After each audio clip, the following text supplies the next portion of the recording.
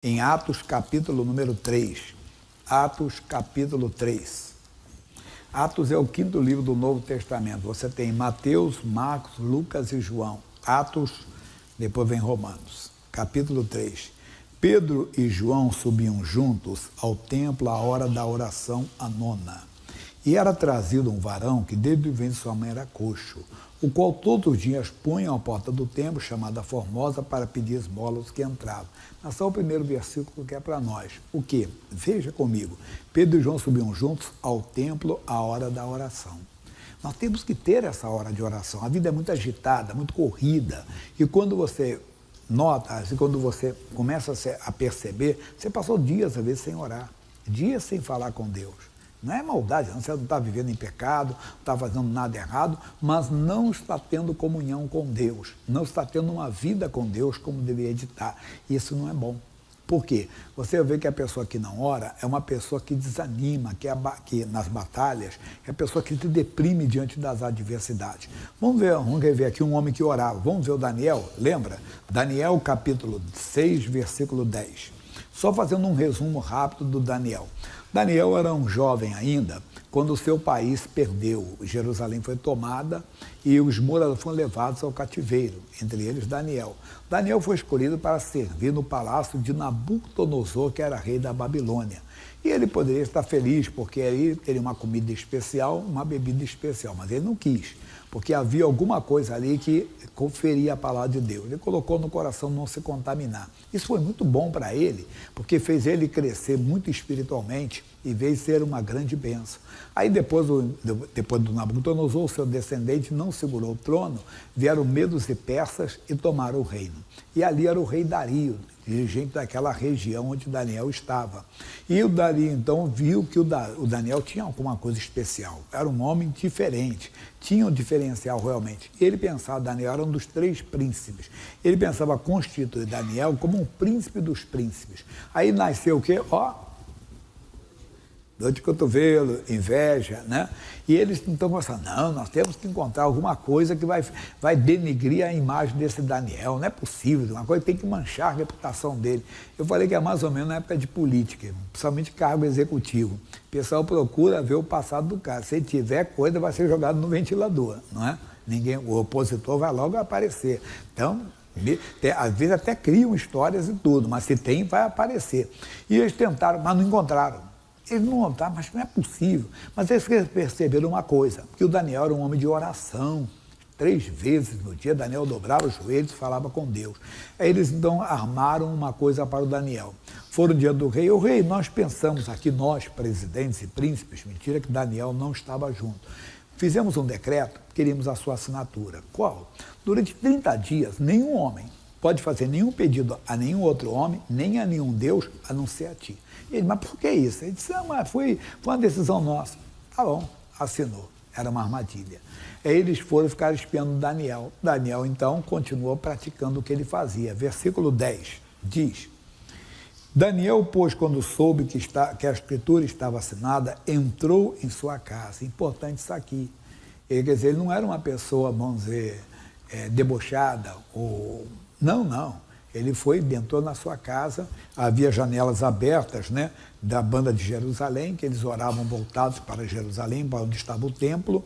Diz, e 3 vezes no dia se punha de joelhos e orava, e dava graças diante do seu Deus, como também antes costumava fazer. Então isso aqui é para nós. Ele costumava fazer isso, quer dizer, ele tinha essa prática de fazer isso. Aí ele foi denunciado, levado à presença do rei. O rei viu que foi uma armadilha, o rei notou que foi uma armadilha dos adversários, dos invejosos, tentou mudar a situação, mas não deu. Aí os homens quase que colocaram o rei contra a parede. Versículo 15 diz, então aqueles homens foram juntos ao rei e disseram ao rei, sabe, ó rei, que é uma lei dos medos e persas, que nenhum edito ou ordenança que o rei determine se pode mudar. Porque se você ouvir aqui o 14, ele diz assim, ouvindo então o rei o negócio, ficou muito penalizado. E a favor de Daniel, propôs, tendo do seu coração, livrá-lo. E até o pôr do sol trabalhou para salvar. Vamos ter que mudar isso aqui, mas não pôde. Os homens imprensaram, né? Quer dizer, colocaram o rei contra a parede ao rei. Você sabe que é uma lei dos medos e persas, que essa lei não pode ser mudada. Então a lei tem que ser executada. E foi cumprida a lei. Versículo 16 diz: então o rei ordenou que trouxessem a Daniel e o lançaram na cova dos leões. E falando o rei, disse a Daniel: o teu Deus, a quem tu continuamente serves, ele te livrará. Isso aqui é muito bonito, isso aqui é muito forte para nós, porque o próprio rei notou que Daniel era um servo de Deus, mas um homem que servia a Deus constantemente. Um versículo muito citado aqui conosco é a primeira carta de Paulo aos Coríntios, capítulo 15, versículo 58. Diz assim: portanto, meus amados irmãos, sede firmes e constantes, sempre abundantes na obra do Senhor, sabendo que o vosso trabalho não é vão no Senhor. Nós também não somos firmes, não somos constantes na oração. Repito, nós oramos quando estamos em aflição, oramos quando passamos por um momento difícil, oramos quando estamos enfrentando uma batalha. Não, nós devemos ser constantes na oração. Sempre, sempre orando. A Bíblia fala na primeira aos Tessalonicenses 5,17. Olha o que diz, eu não dei durante o dia. E diz assim: orai sem cessar. Então a nossa oração não pode ser interrompida. Todo dia não tem motivo, eu vou louvar a Deus, eu vou adorar a Deus, eu vou agradecer a Deus por mais um dia, por mais uma noite. Mas tem sempre um motivo: família, amigos, nação. É verdade. Você sempre vai ter motivos para orar, para ter conversa com Deus, para ter um diálogo com Deus. Então Daniel foi jogado na cova dos leões. O rei, muito triste, a Bíblia diz, a primeira eles colocaram uma pedra. Olha como é que é essa? Não só jogaram Daniel lá, mas colocaram uma pedra em cima, que era o coisa, e foi posta sobre a boca da cova, e o rei a selou com seu anel, com o anel dos seus grandes, para que se não mudasse a sentença acerca de Daniel. Mas se você continuar a leitura, que nós não vamos chegar lá, os homens que foram lançados depois no lugar de Daniel, os inimigos de Daniel, estavam no alto ainda, os leões, devoraram. Quer dizer, não precisava nem aquilo ali, mas nada aconteceu com Daniel, nós vamos ver isso. Mas vamos ver primeiro o rei, que diz assim: e então o rei dirigiu-se para o seu palácio e passou a noite em jejum, não deixou trazer à sua presença instrumentos de música e fugiu dele o sono. E pela manhã cedo se levantou e foi com pressa à cova dos leões. E chegando à cova, chamou por Daniel com voz triste. E falando o rei, disse a Daniel: Daniel, servo do Deus vivo, dar-se-ia ao caso que o teu Deus, a quem tu continuamente serves, tenha podido livrar-te dos leões? Então Daniel falou ao rei: ó rei, vive para sempre. Pensa nesta hora, os inimigos de Daniel, quando ouviram a voz de Daniel. O que é isso? Não é possível. Então, todos tremeram quando Daniel falou lá dentro: ó rei, vive para sempre. O meu Deus enviou o seu anjo e fechou a boca dos leões para que não me fizessem dano. Eu gosto de falar isso aqui. Deus não tem anjo no céu, pessoal, que fecha a boca de uma bactéria, fecha a boca de um vírus, mas fecha a boca do caluniador, fecha a boca do mentiroso, fecha a boca, entenda bem, da pessoa do fofoqueiro também. Não é que ele vai matar a pessoa, não. Deus faz ele até esquecer de você. Faz com que ele não consiga falar nada contra você. Isso é Deus fazendo. Mas agora que veio a parte importante. Porque foi achada em mim inocência diante dele. Amigo, irmão, você não pode ter nada que te acude diante de Deus. Sempre estamos ali na graça. Veja as palavras do Paulo para o jovem Timóteo, 2 Timóteo 2,15. O que ele diz lá? Procura apresentar-te a Deus aprovado, como obreiro que não tem que se envergonhar, que maneja bem a palavra da verdade. Isso aí é para mim e para você. Isso aqui é Deus falando conosco. Nós não podemos ter alguma coisa que venha nos envergonhar. Lembra que falamos aí do candidato a cargo executivo? Sempre aparecem as coisas, né? Você sabia que esse fulano fez isso, fulano fez aquilo? Qualquer cargo a pessoa vá, ele vai ser logo mostrado. E ali, então, nós não podemos ter. Mais ainda, Paulo fala na 2 aos Coríntios, capítulo 4, versículo 2. E ele diz assim: antes rejeitemos a coisa que por vergonha se oculta. Aquilo que falamos. Tem alguma coisa que foi descoberta na minha vida, vai me trazer vergonha, o que eu tenho que fazer? Tem que acertar isso aí. Pedir perdão a quem eu ofendi, entenda bem, colocar a casa em ordem para não ter do que me envergonhar. Você não ser surpreendido. Então é claro isso aí para nós. Faça isso, aprenda, não tenha nada. Ele está dizendo, então, ele diz, perante Deus eu não pequei, mas ele também diz, e também contra ti, ó rei, não tenho cometido delito algum. É o que falou o filho pródigo, lá em Lucas capítulo 15, versículo 58. Vamos lá ver isso aqui. Olha o que ele diz.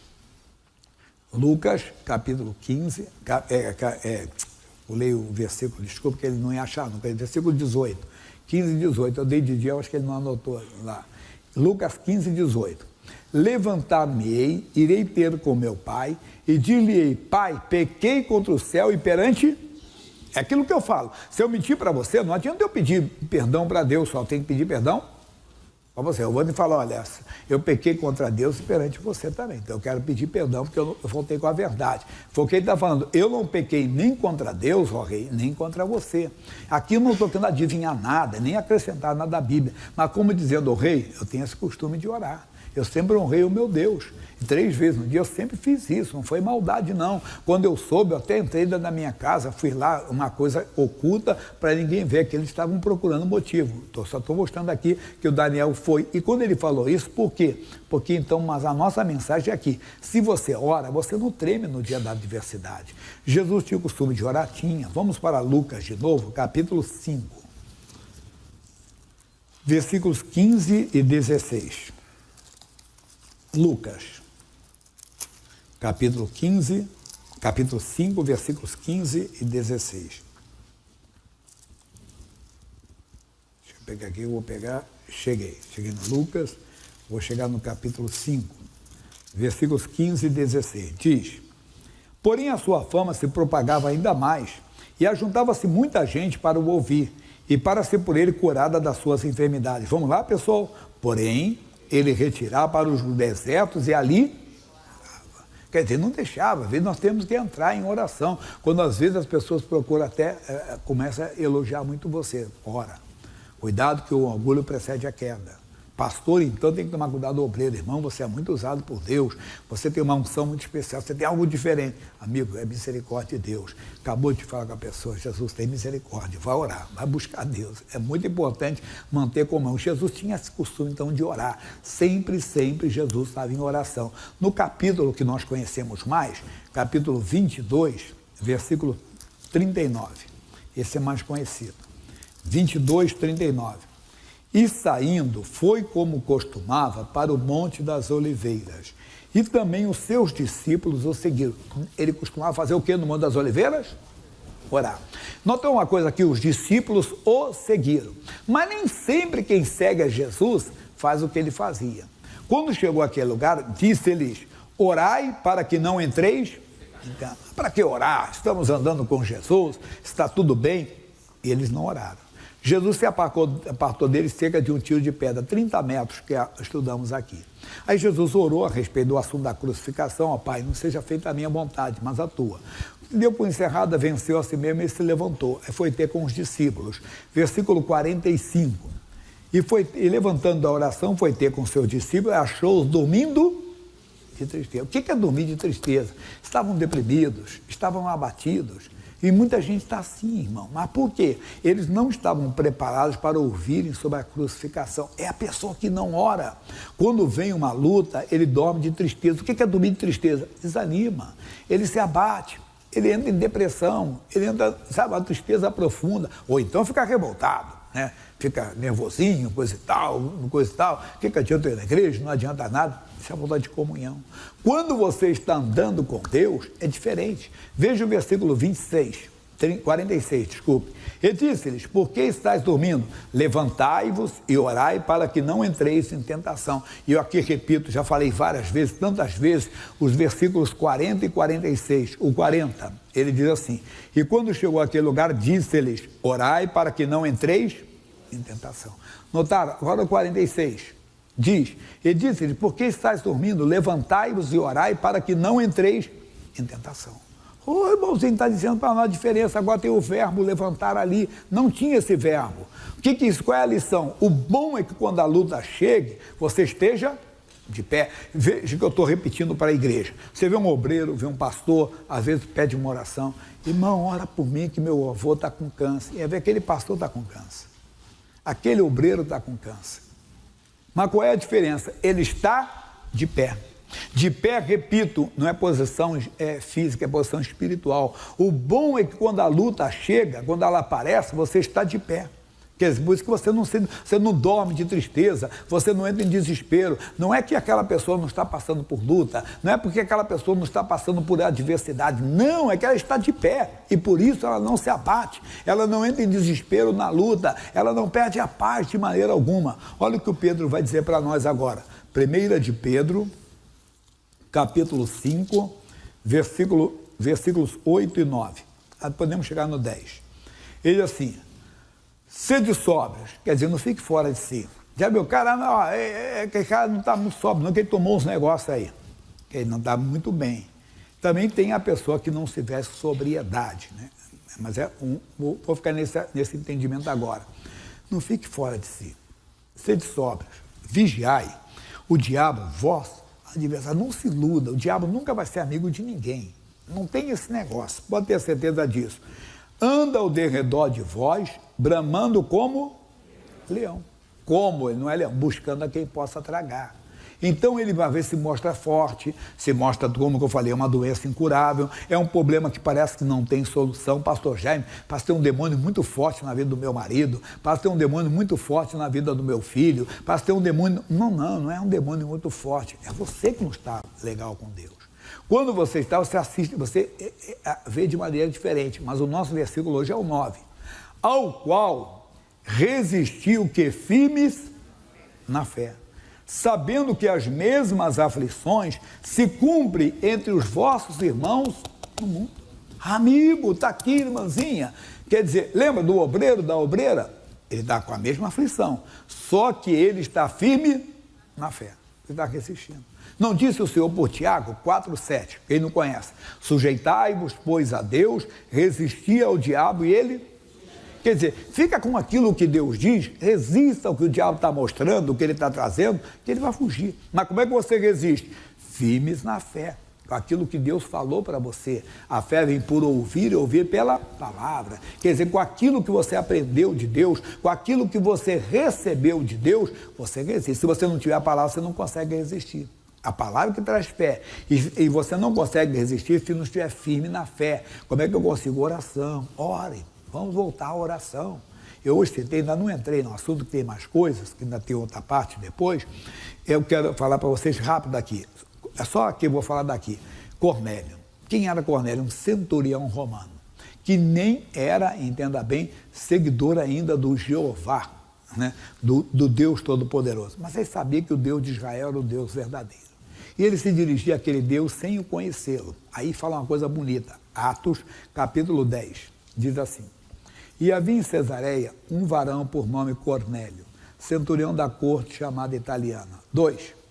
Piedoso e temente a Deus, com toda a sua casa, o qual fazia muitas esmolas ao povo, e de contínuo orava a Deus. Deus se revelou para ele. Deus se revela, meu irmão.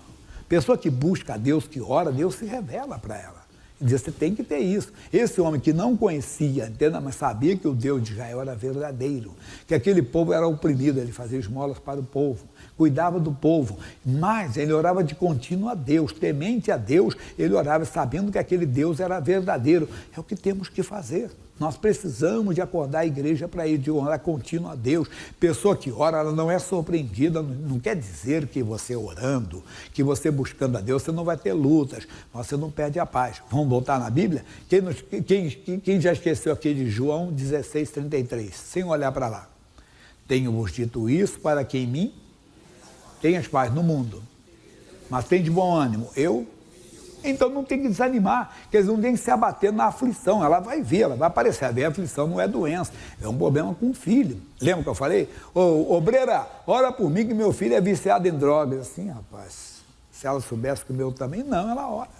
É o Zacarias, que entrava no templo, entenda, para oferecer o incenso, e ele tinha feito um pedido para Deus para ser pai, para a mulher dele que era estéril engravidar, e não veio a resposta. Ele continuou servindo a Deus.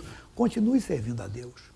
Continue se envolvendo com Deus. Você vai sentir o prazer da presença de Deus. Você vai se alegrar muito mais com a presença do Senhor. Gênesis capítulo 13, que começou no domingo, naquele gancho do missionário. Gênesis capítulo 13. Gênesis é o primeiro livro da Bíblia, capítulo 13. Diz assim: subiu, pois, Abrão do Egito para a banda do sul, ele e sua mulher e tudo o que tinha, e com ele Ló. Nós não podemos deixar ninguém dos nossos na mão do inimigo, irmão. Aqui o Egito se representava, entenda, o mundo naquela época, né? Era o pecado. Nós não podemos deixar a nossa família. Nós temos a promessa: crer no Senhor Jesus Cristo, serás salvo tu e a tua casa. Agora vamos pegar todo mundo sobre crer. Vamos lá. Crer no Senhor Jesus Cristo, serás salvo tu e a tua casa. Aí eu pergunto: você crê? Creio. Se nós cremos, os sinais seguirão os que em meu nome expulsarão demônios. João 14:12. Na verdade, quem crê em mim fará mesmo. Temos que ver se estamos crendo mesmo. Porque se cremos, expulsamos os demônios, não deixamos, entendemos que uma pessoa está adulterando, está se prostituindo, está usando álcool, está usando drogas, está na mentira, está, qualquer erro, porque o demônio está na vida dela. Nós temos o nome de Jesus para exigir que o demônio largue aquela pessoa, fazendo a obra como Jesus fazia. Lembrando que Jesus sofreu uma grande oposição quando ele começou também o ministério. Os seus irmãos chegaram a dizer que ele estava doido, irmão. Queriam até internar o Senhor, né? Jesus sofreu depois, todos esses somos nós, que também quando aceitamos a Jesus temos isso, mas tem que fazer o quê? Ficar em oração. Aqui então está mostrando, ele não deixou ninguém, nada, mas não foi só ele, não, diz assim, diz, ele e a sua mulher e tudo o que tinha. Não deixe nada, também a sua fonte de renda, o seu trabalho, nada. Lembra, para quem não esteve domingo, que eu dei à tarde aqui, Êxodo capítulo 10, versículo 26. Ele diz assim: e também o nosso gado há de ir conosco. Era a fonte de renda deles, é o trabalho deles. E diz mais ainda, né?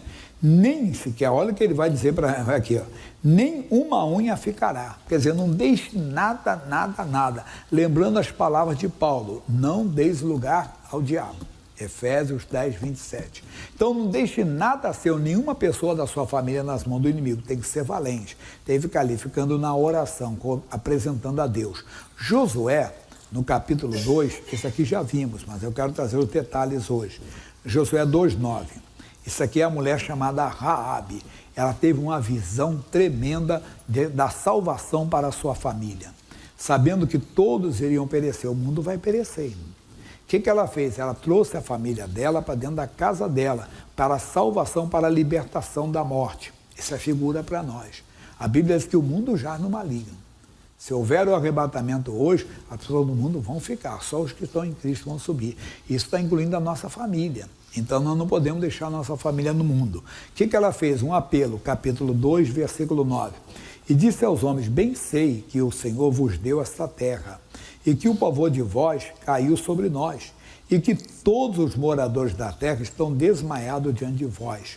Porque temos ouvido que o Senhor secou as águas do Mar Vermelho diante de vós quando saías do Egito. E o que fizeram aos 2 reis dos amorreus, a Seom e a Og, que estavam da além do Jordão, os quais destruístes. Eu expliquei para vocês, não tinha internet, não tinha televisão, não tinha rádio, não tinha jornal, não tinha imprensa, não tinha telex, não tinha nada disso. Mas a notícia foi chegando. A notícia foi chegando até lá. O mundo tem que saber o que está acontecendo conosco, o que Deus está fazendo no nosso meio. Por isso que estamos usando os meios de comunicação, temos que usar mais e mais. Mas aí vem a parte de hoje, diz: e ouvindo isso, desmaiou o nosso coração, e em ninguém há ânimo algum por causa da vossa presença. Porque o Senhor vosso Deus é Deus em cima nos céus e embaixo da terra. Agora jurai-me, permita-me, né? Vos peço pelo Senhor, pois que vos fiz beneficência. Verdade, ela escolheu os 2 homens, escondeu. Esses homens eram espias de Israel que foram olhar a terra, conforme era o costume deles. E ela, entendendo que aqueles homens ali iam tomar posse, entendo, os guardou, usou de beneficência. E diz assim: que vós também fareis de beneficência a casa de meu pai. E dai-me um sinal certo, que dareis a vida a meu pai, atenção, a minha mãe, como também a meus irmãos e a minhas irmãs, com tudo o que tem, que livrareis as nossas vidas da morte. Você viu a visão dela? O que ela está falando? A casa do meu pai. Quem é a casa do pai? Não sei se ela tivesse avó ainda, né? A mãe do pai. Mas os irmãos do pai são os tios. Os filhos, entendo, os tios são os primos. Nós não oramos talvez isso. Talvez nem apresentamos nossos tios a Deus, nem apresentamos nossos primos a Deus. Até que tem, pastor João é da macumba, outro não quer saber de nada. Não, nós estamos errados. Nós temos que pegar a visão de Raabe. Raabe colocou toda a família dela, a casa das irmãs, dos irmãos, dos pais, inclui sobrinhos, sobrinhas, cunhados, tudo ela colocou. Nós temos que ampliar, temos que ser valentes, nós temos então motivo para orar sempre, apresentar a Deus, Pega a casa do seu pai. Quem é da casa do seu pai? Vai apresentando a Deus. Casa do seu pai tem a quem? Tem a avó, mas tem às vezes a tia dele. É verdade. Eu, na hora ainda, de alguns que eu lembro, eu vou apresentando a Deus. Temos que fazer, mas vem o porte de hoje aqui, continuando. E diz assim, então agora que daria vida, 14. Então aqueles homens responderam, a nossa vida responderá pela vossa, até o ponto de morrer. Se não denunciar esse negócio, e será, pois, que dando-nos o Senhor esta terra, usaremos contigo de beneficência e de fidelidade. Isso é importante. Isso representa, porque eles eram representantes do povo de Deus.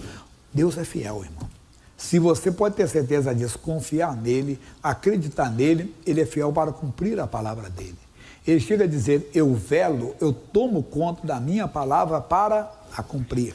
Mas, para nós ainda, ela então os fez descer com uma corda pela janela, portanto a sua casa estava sobre o muro da cidade, e ela morava sobre o muro, e disse, ide-vos ao monte, para que porventura vos não encontrem os perseguidores, e escondei-vos lá 3 dias, até que voltem os perseguidores, e depois ide pelo vosso caminho. E disseram aqueles homens, desobrigados seremos deste juramento, que nos fizesse jurar. Se vindo nós à terra, não atares este cordão de fio de escarlata à janela por onde nos fizeste descer. E se não recolheres em casa contigo a teu pai, e a tua mãe, e a teus irmãos, e a toda a família de teu pai. O que tem a ver conosco, pastor Jaime? Deus está dizendo claramente para nós. Ele prometeu, crê no Senhor Jesus Cristo, serás salvo tu. Mas eu não serei obrigado se vocês não crerem. Creia lutar contra as evidências. Eu brinco até com as pessoas e digo, você crê que eu estou aqui? Você não precisa crer, né? Você está vendo. Então crer é não ver, mas crer no que Deus diz. Então comece a louvar a Deus pela salvação da sua família, mas expulsando os demônios. Quer dizer, protestando, não adianta, diabo, teu vício está amaldiçoado, tua prática religiosa, tua incredulidade. Por quê? Porque eu tenho a palavra de Deus, eu e a minha casa serviremos ao Senhor. Eles estão dizendo, se você não colocar aquele fio de escarlata, quando nós entrarmos, todo mundo receberá a ordem. Onde está aquele fio de escarlata? Não toque naquela casa, porque naquela casa está Raabe, a mulher que nos ajudou. Lá está o papai dela, está a mamãe dela, está a família do papai, família da mamãe. Lá estão os irmãos, a família dos irmãos. É isso conosco também. Deus vela sobre a sua palavra para cumprir. Ele está dizendo assim, se nós, vindo à terra, não atar este cordão de fio de escarlata, a janela, por onde nos fizer descer, se não recolheres em casa contigo a teu pai, e a tua mãe, e a teus irmãos, e a toda a família de teu pai. Somos nós. Temos que colocar então toda a nossa família na nossa oração, acreditando. Salmo 147. Isso você já ouviu, mas não custa falar mais uma vez para vocês, né? Versículo 13. Porque ele fortaleceu os ferrolhos das tuas portas. Não deixe o diabo entrar na sua vida não, irmão. Fortaleça os ferrolhos, como? Novamente, oração, crendo nas Escrituras, se envolvendo com Deus, tendo comunhão com Deus, tendo vida com Deus, tendo uma vida no altar, mesmo não tendo que se envergonhar, porque ele fortaleceu os ferrolhos das tuas portas.